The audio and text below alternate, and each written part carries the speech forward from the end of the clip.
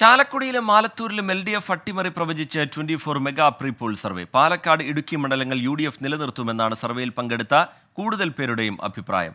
ഏറ്റവും കൂടുതൽ സാമ്പിൾ പരിശോധിച്ചാണ് തെരഞ്ഞെടുപ്പ് സാധ്യതകൾ 24 മുന്നോട്ട് വയ്ക്കുന്നത്.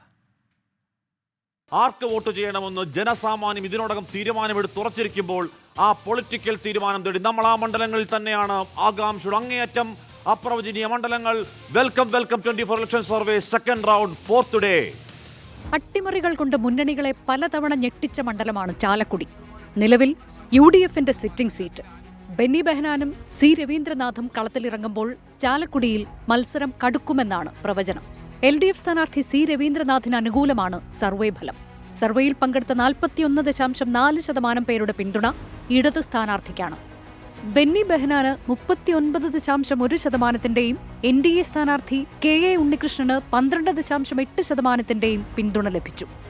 ആലത്തൂരിലും ഇത്തവണ അട്ടിമറി സംഭവിക്കുമെന്നാണ് പ്രവചനം. LDF സ്ഥാനാർത്ഥിയും മന്ത്രിയുമായ K രാധാകൃഷ്ണന് അനുകൂലമായാണ് സർവേയിൽ പങ്കെടുത്ത 46.5% പേരും പ്രതികരിച്ചത്.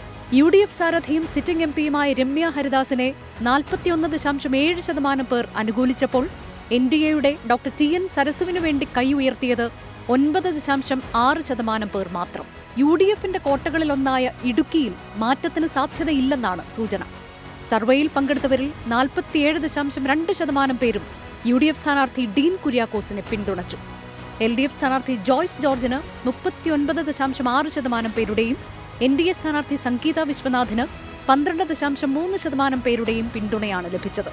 പാലക്കാട് മികച്ച പോരാട്ടത്തിന് വേദിയാകുമെന്നാണ് സർവേ ഫലം.